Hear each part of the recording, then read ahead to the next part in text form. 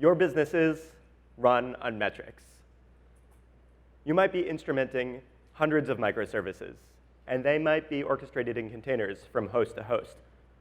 But you use custom metrics to measure values globally. Time on page, dollars per customer, items bought, trips taken, widgets produced, data from fleets of mobile devices and smart sensors. All those things by which you measure your business performance, in addition to the application performance and infrastructure health. Last year, we announced logging without limits. With this feature, we recognize that not all logs are valuable, or at least not valuable all of the time. As customers, you send us arbitrary volumes of metric data and instrument up the stack, or embrace containerization and full mesh multi-tenancy. We understand that not all time series are valuable all of the time as well, and that you do not want to pay for time series that you do not intend to query. This is especially true of business metrics. Business data is valuable in aggregate, not necessarily in detail. You care about the customer, him or herself, not the shard or container their request was load balanced to. For other metrics, you need the deepest level of granularity at all times. This is why I am excited to announce metrics without limits. Send us all your data and pay for what is valuable to you. Limits are not the capacity to store and query, but the freedom to use Datadog for everything that is valuable to you within the observability budget that you have established. This has effectively decoupled the instrumentation of metrics from ingest and query. We'll ingest and process metrics at 10 cents for every 100 metrics, which makes it very affordable and easy to send us that data. Then you can drop tags and persist and query data that is useful for you. This still includes the full 15 months at 1 second granularity for the entire period. In order to provide this freedom, though, we also provide flexibility. All aggregation for metric without limits is done in-app. There's no agent or code changes necessary. You send us all the data that you always have and dynamically decide what to keep or drop on the fly. I'll show you.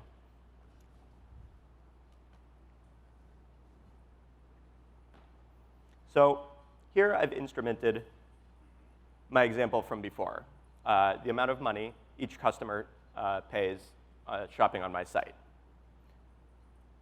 I might not want to pay for customer-level granularity all of the time, because it's not necessary to describe the health of my business. Here, I'm going to edit and drop the host tag. I will also have, so here I will drop the host tag. And I also have a set of tags that are available by default that come with the metric, and I've removed customer ID. I don't need this tag to report the health of my product line to my CEO. So now I'll go to a dashboard, and I can see that I'm aggregating out fewer time series and therefore paying for fewer time series. I'll drop the user ID here as well.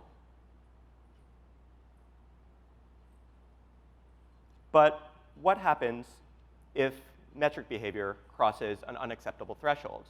Or I want to do deep user research. Here I can see in my example that latency has gone above 300 milliseconds on a subset of my shards. So now I'm going to go back. I'm going to add user ID back in. This way, I can find out who's load balanced to which shards, and I can get in touch with them and let them know a fix is in flight. I can also go ahead and fix my load balancing so that we fix the issue. I'm going to leave my demo off here, but after my incident is resolved, I can go ahead and drop that tag again. I'm happy to present Calvin French-Owen, the CTO and co-founder at Segment, and a longtime partner and customer of ours, who has helped us design and build this feature.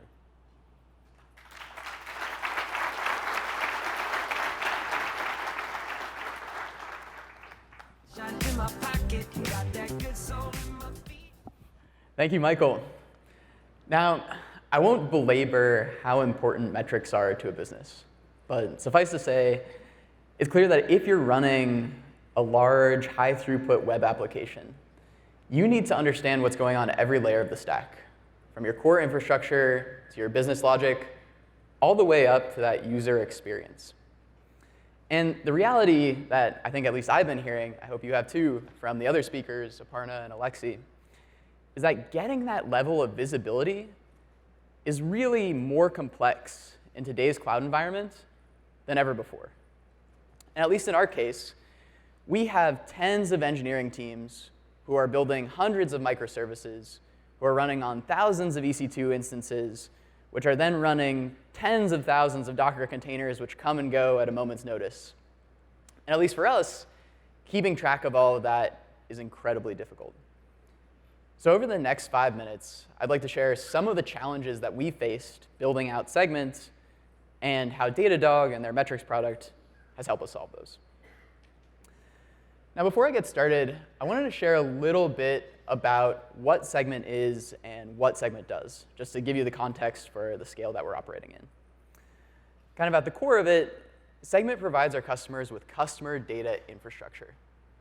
We help thousands of businesses around the world understand who their users are and what they're doing so they can give a first, best-in-class customer experience to all of their users and understand the complete customer journey. And concretely, what that looks like is something like what's on the slide behind me. Basically, Segment helps you take data from different sources here on the left. This might be your web application. It might be your mobile apps. Or maybe it's places where your code isn't running, but your customers are still interacting with you. Tools like Zendesk and Salesforce. We help you get that data into one consistent place, and then we help you send it to whatever tools you might be using. This could be a data warehouse like Redshift or BigQuery. Or it might be an analytics tool like Google Analytics or Mixpanel. Or maybe it's an email tool like SendGrid or Customer.io. Kind of the key insight is that no matter what your data looks like or what tools you're using, your teams need to all understand the same information, which is just who is my customer and what are they doing. And in terms of scale, that's actually taken us to some really interesting places. If we look at Segment by the numbers today, we're collecting 360 billion events every single month. Now, inbound, that translates to about 200,000 incoming HTTP requests. But of course, we fan that out. And then outbound, it's more like 400,000 concurrent requests.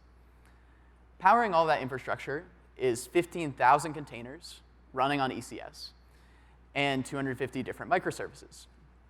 And today, we're serving thousands of customers, from startups like Confluent, GitHub, Atlassian, through some of the world's largest global brands like Intuit, IBM, and Levi's. But of course, with that scale comes a few different problems for us. I'd like to focus on one today. A lot of times we have a question like this. We're trying to send data into Salesforce on behalf of some sort of customer, and we see a lot of 401s coming back from it. And immediately we want to understand why. Is it a single customer whose API keys have somehow expired? They stopped paying for Salesforce? Is it a bunch of customers who are all experiencing a global outage? Is there some sort of network disconnect? Did we push some bad code? What's going on? And the reason this is so hard to answer at our sort of scale is what I'd call the platform problem. Kind of at the core, our state space is unbounded by what our users send us. And to give you a sense of the cardinality here, essentially, Segment is trying to collect data from 100,000 different data sources today. We then send that data to more than 250 different destinations, and each one of them might respond with one of 1,300 different error codes. And what that means is a lot of metrics, 33 billion different time series that we could possibly be collecting. And so obviously, we don't want to be spending our time building out this metrics infrastructure, and instead we rely on Datadog to do so for us. Here's an example of one of our actual dashboards that we use to monitor our infrastructure. Not only does it give us deep insight into how these individual customers are behaving, but it also lets us slice and dice by any of our different custom tags and metrics using the tools that Michael just outlined before me. Additionally, there are certain questions that we have all the time. Things like, how is integration X behaving? Or how much traffic are we sending to integration Z? And for that, we've started using this aggregation framework. We want to be able to answer these questions really quickly without having to pay for the overhead of the deep dives where we only need the occasional insight. Now, by the numbers, to give you a sense of how this looks within our organization, we're using Datadog everywhere. To date, we've created more than 950 different dashboards and around 1,000 different monitors.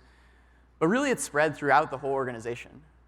Not only is our engineering team using it, but our customer support, our sales team, and our account managers are all going to this place for their data to understand what's going on in the infrastructure so we can communicate that well to our customers. Of course, I'd say all of these internal processes are really useful, but they're sort of table stakes when it comes to a business. And really what we want to figure out is how do we then provide more value on top of those metrics to all of our users.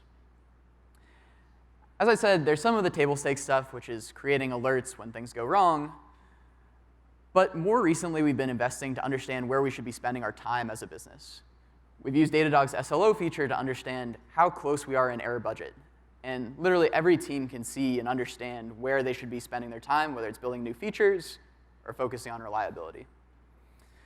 Additionally, we've taken all this data and actually made it available to our customers. We baked it into the core part of the product. If you go to our status page today, you'll see these metrics here, which actually are pulled from our live production Datadog metrics, which give our customers the confidence and insight into how their data pipeline is behaving. And then probably the one I'm most excited about, we're just now announcing an integration with Datadog that lets customers see not only how the service is working at an aggregate level, but what is happening specifically with their own data. They can understand the latency that it's taking to get their data into Google Analytics, how long it takes to load their warehouse, and whether they might have a single failing API key that lets them get first-class visibility into how their data pipelines are behaving. So if I could leave you with one thought in closing, observability is really the key to how we run Segment, not only for our internal teams, but making its way all the way to our product, our customers, and the value that they provide, knowing that they are relying on a world-class customer data infrastructure that's both reliable and meets their scale. And really, Datadog and its metrics product that we've helped develop help us do that. Thank you.